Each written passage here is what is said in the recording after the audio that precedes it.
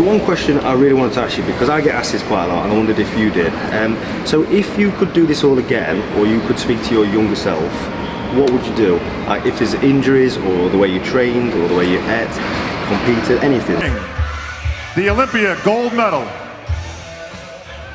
the Sandow statue, and a check for $155,000 to the 2006 Mr. Olympia, Jay Cutler!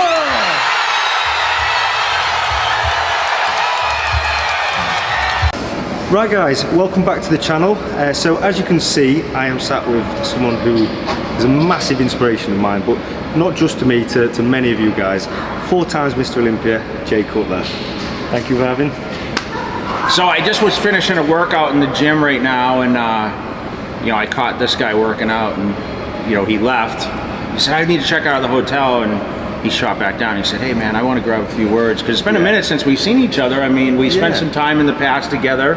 Yeah, we go quite far back, don't we, actually? Yeah. We was in the Cheesecake Factory last night. You were, I can't believe you remembered that, actually. Yeah. In 2012, we was in India, Body Power Expo in India. Yeah. Which what's that? That's a long time ago. Yeah, I mean, it was kind of the beginning of what you were doing almost. And yeah, it was, yeah. And you know, I followed your career, and we were actually fortunate to come out here to the Boston Pro. Yeah. I know you got brought up to do commentary. At first I thought you were competing. I was like, damn, he's back on stage, you know, because it's been a minute since I get to see you compete, you know, with obviously the change of the pandemic and all that. Of course. And you know, I don't get to travel to the UK as much, so I know your fan base is spread all over the world. Yeah. And I've been at this a super long time, like you said. I mean, I've been off the stage for 8+ years now. 2010. Yeah. So so for me, like it's crazy to see you know, how your division has grown. You kind of been I believe one of the pioneers for it, and I was kind of talking about your business side, and you know, how you're staying in touch with all your people, and you know, tell me what's been kind of happening in your world the last couple of years since we've been on a hiatus from traveling. Yeah, so obviously it was quite difficult.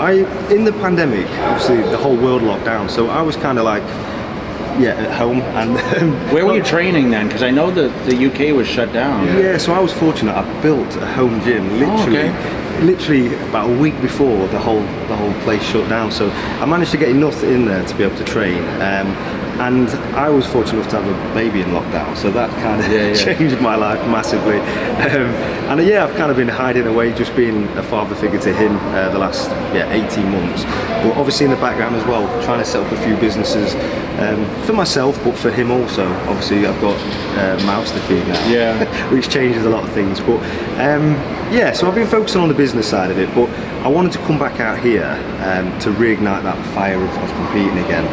Obviously we've been talking, and you're saying I'm too young to stop competing. Nah, I mean, listen, I won my first Olympia at 33, but it's true. You know, last time we spoke, you were going to move to the United States. So I'm sure there's so many people in foreign places that think, okay, the dream is in the United States, and you've been able to capitalize.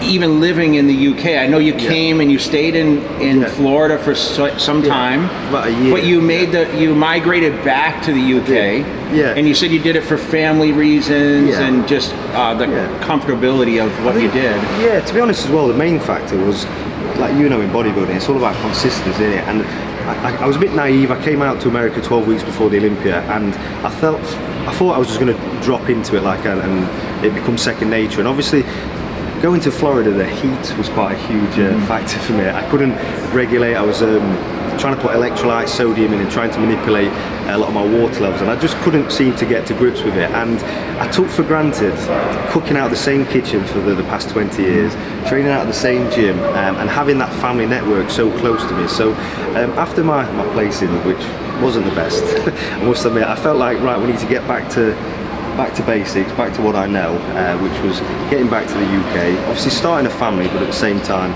trying to focus on getting back to that routine and setting a business up. But you're qualified for the Olympia, correct? I am. So what's the game plan for 2022? I mean, are you fired up to go back to directly to the Olympia, or? Yeah, so honestly, we were just talking briefly about this, but for me, my motivation is sky high now, and that was the reason for coming back out to America. As soon as the flights started opening up and that we could come back over, this was my first opportunity to get back out and just get in and amongst the bodybuilding scene. What was the feedback? Like what it was good to see the fans, right? It was amazing. What were they saying to you? Amazing. It was just brilliant to see. Like people had travelled hours, they'd flown in and stuff. And again, like you said earlier, that you thought I'd retired, I'd disappeared for 2 years, and it was just good to see people still want me up there, still want to see me competing, and still say I've got that chance of obviously being Mr. Olympian. It's given me that belief. I know, again. but like you've been so close, right? You were second, right? Yeah. What do you think it's gonna take in order to overcome like the current champ, Brandon Hendrickson? Yep. You know, you had Aaron who won phenomenal. Right? Yeah, I think for me, so I've competed against Brandon Hendrickson for years. In 2015, 16, when I was placing second, third, I was beating. You beat him, Brandon. yeah. And he was the same size. He's got a bit more 3D now, but he was a similar physique. He was just obviously a bit more rounded. He presents himself a lot better now. But for me, it was me. I feel like it was me who gave it to him the last few years. I'm not taking anything away from him. He's phenomenal, and he's someone who is going to take a lot to beat. But I feel like it was me losing self-belief and not having that fire and that drive enough to want that win. And I feel like this year, after winning the Arnold Classic, after my son's now of an age where he's capable of walking around, not feeding himself yet, but my wife, we're in a good routine. Yeah. And I feel like everything's back in order now, and there's nothing else holding me back. I prepped myself for my last Olympia, for my last Arnold Classic win. You said it was one of the easiest preps you've done. Honestly, it was my injuries seemed to just disappear. My food went really easy, my daily routine, and I just couldn't wait to get in the gym every day, which I kind of lost that feeling for the last 2 years. So I'm more than ready to step back on stage, and I've got chatting now, and I took on a posing coach for the first time in my life as well. And do you think it makes a difference? I mean, I always, it's funny because the people ask me as a professional bodybuilder, like they say, how do I prepare for my first contest? I mean, we talk about the training, you know, the diet has to be intact, but we don't focus as much on the posing, right? And I think for you guys, I'm going to say this in a correct way, but you have to look very polished. Like we can get out there and hit most musculars and the tongue goes out and whatever, but you guys have to go out there and stay poised. You have to smile. You have to transition well, right? And I've noticed that all you guys have your different style on how you do the turns, right? Yeah, definitely. So do you think, how important is it that you guys have to have that certain posing, even after this long, you have your eyes open to be able to still say, I might need better posing? So that was a huge factor for me this year, because it's massive. Transitions, how you present yourself on stage, it's quite hard, because obviously you're trying to look that attainable, fresh, like say smooth look, but at the same time you're trying to accentuate your physique and make it look the best it's ever looked. And I was reluctant to change my way. I practice posing 8 weeks out, 30 minutes after my cardio every day,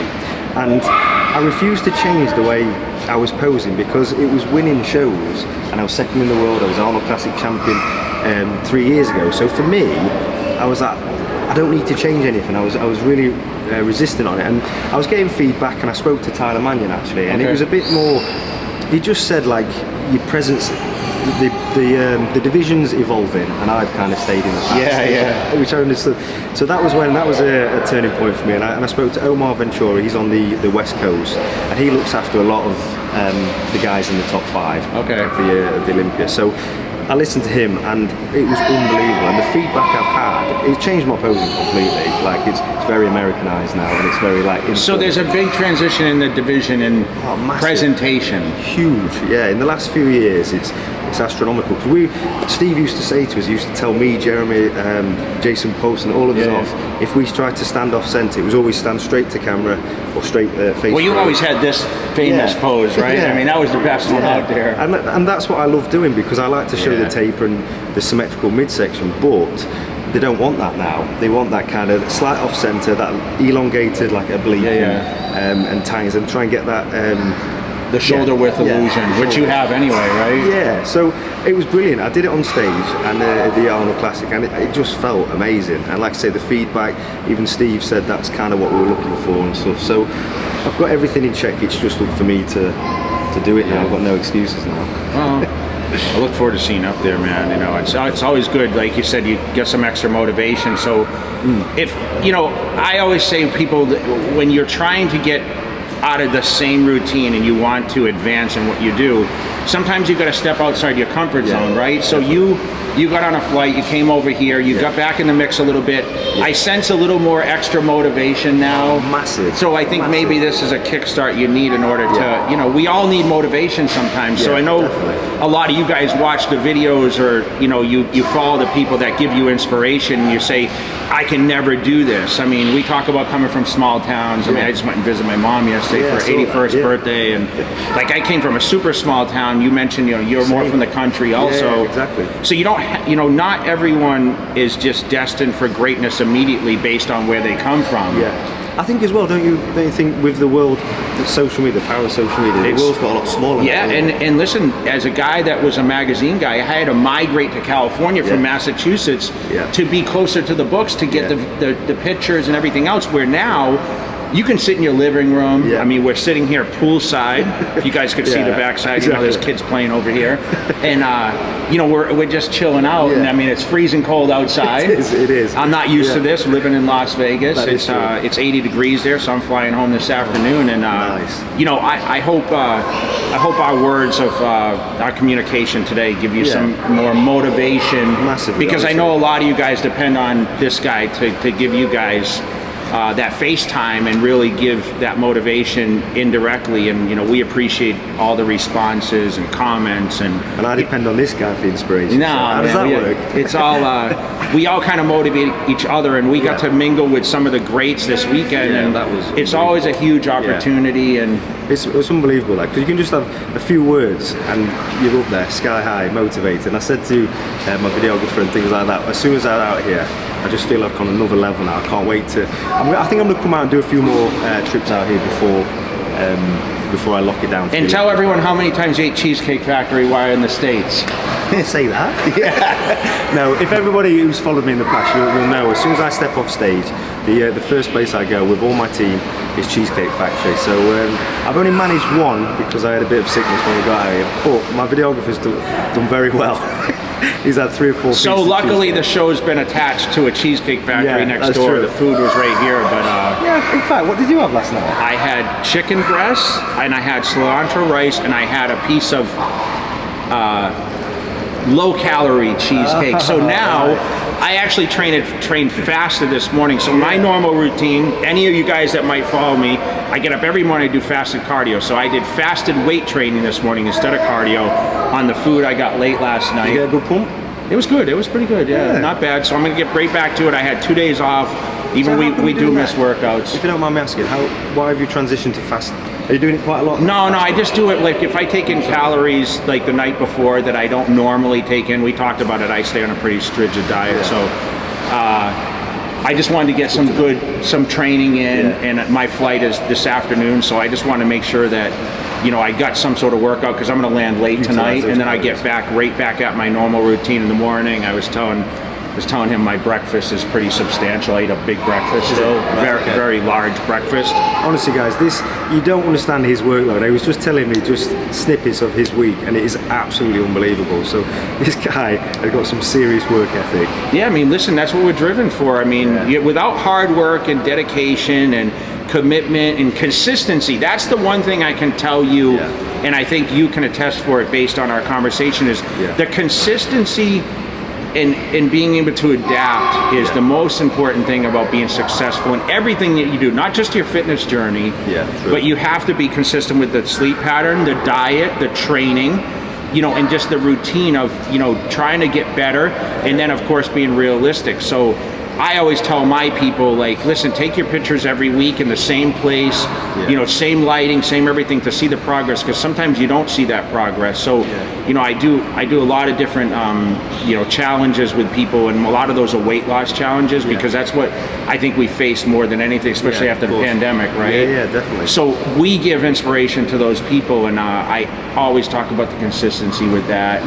you know, I'm sure, you know, you're putting out a lot of content for Definitely. people to continue to follow, and you know, shout out and tell Ryan whatever you guys want to see. You know, if there's something that's missing that you guys might want some insight on, don't be afraid to ask. No more eating challenges. I'm not doing any more eating challenges. That's what you've been doing the current I failed it miserably. Okay. But other than that, yeah, I'm happy to help. Obviously, make sure you check out Jay Cutler's all his social media platforms. We'll put the tags and the links below.